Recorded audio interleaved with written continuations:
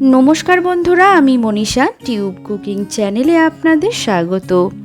আজ বানাচ্ছি একদম টাটকা বেশ খানিকটা বড় ধরনের সরপুঁটি মাছের ঝোল। ঝোল খুব পাতলাও নয়, আবার খুব ঘনও হবে না। আমার রান্নার স্টেপ ফলো করে একবার বানিয়ে দেখতে পারেন, ভীষণই ভালো লাগবে খেতে। চলুন শুরু করি আজকের রেসিপি, সরপুঁটি মাছের ঝোল। প্রথমে মাছটাকে পরিষ্কার করে ধুয়ে নিতে হবে।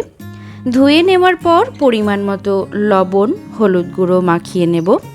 সামান্য লেবুর রস যোগ করলে ভালো হয়, কারণ সরপুঁটি মাছটা বেশ খানিকটা বড়, হালকা গন্ধ থাকলে গন্ধটা চলে যাবে।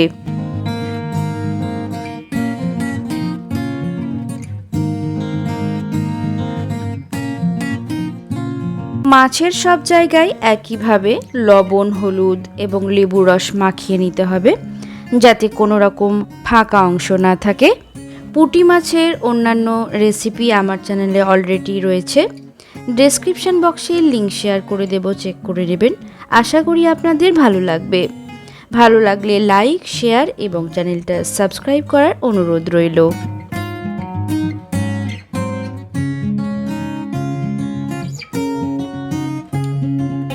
এবার মাছগুলোকে ভেজে নিতে হবে, তাই একটি প্যানে সর্ষের তেল গরম করে নিচ্ছি। প্রয়োজন মতো তেল কম বা বেশি ব্যবহার করতে পারেন। মাছগুলো এবার তেলে দিয়ে দিলাম।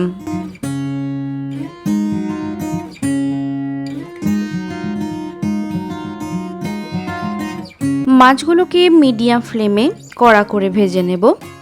আমি একটু কড়া ভাজা খেতে ভালোবাসি, তাই একটু কড়াই ভেজে নিচ্ছি। মাছ যদি টাটকা থাকে সেক্ষেত্রে অল্প ভাজলেও হবে।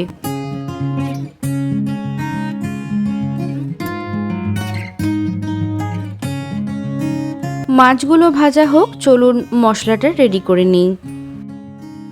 একটি মিক্সিং জারে একটি মিডিয়াম সাইজের পেঁয়াজ যোগ করছি, মোটা করে কেটে নিয়েছি।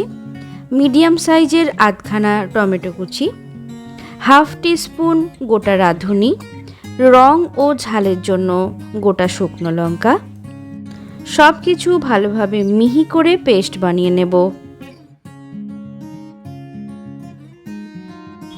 মাছ ভাজা হয়ে গেছে, একটি প্লেটে তুলে রাখবো। দেখুন, বেশ লাল লাল করে ভেজে নিয়েছি।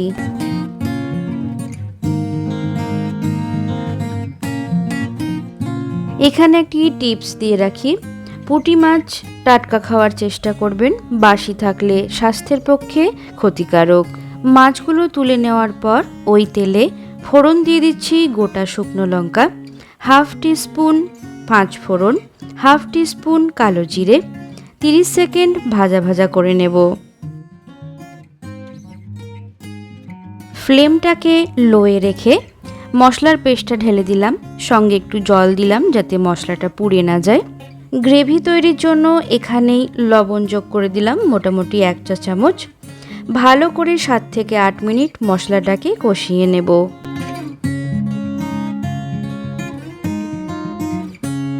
ওয়ান থার্ড টিস্পুন রসুন বাটা ব্যবহার করছি, 1 টিস্পুন ধনে গুঁড়ো, 1 টিস্পুন জিরে গুঁড়ো, হাফ টিস্পুন হলুদ গুঁড়ো। আবারও কিছুক্ষণ কষিয়ে নেব।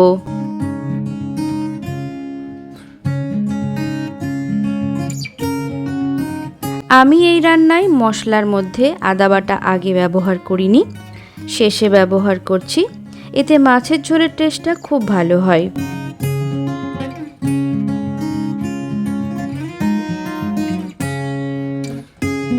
মশলা এরকম শুকিয়ে এলে বা তেল ছেড়ে দিলে জল যোগ করে দেব।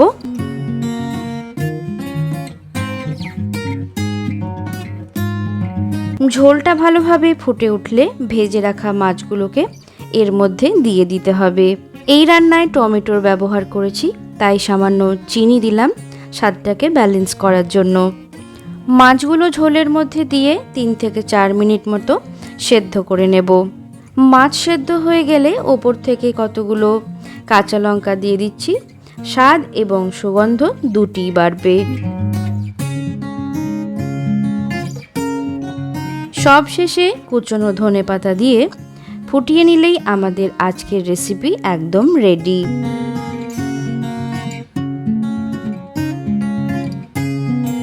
এই পর্যায়ে মাছগুলোকে ঝোলের মধ্যে একবার উল্টে পাল্টে দিতে হবে, এতে মাছের স্বাদ ঝোলের মধ্যে বেশ সুন্দরভাবে চলে আসবে। তাহলে বন্ধুরা, তৈরি হয়ে গেল আমাদের আজকের রেসিপি সরপুঁটি মাছের একটু অন্যরকম ঝোল। গরম গরম সাদা ভাতের সঙ্গে অসাধারণ লাগবে খেতে। আজকের মতো বিদায় নিচ্ছি, দেখা হবে পরবর্তী পর্বে। ভালো খান, সুস্থ থাকুন আর টিউব কুকিং চ্যানেল দেখতে থাকুন। বাই।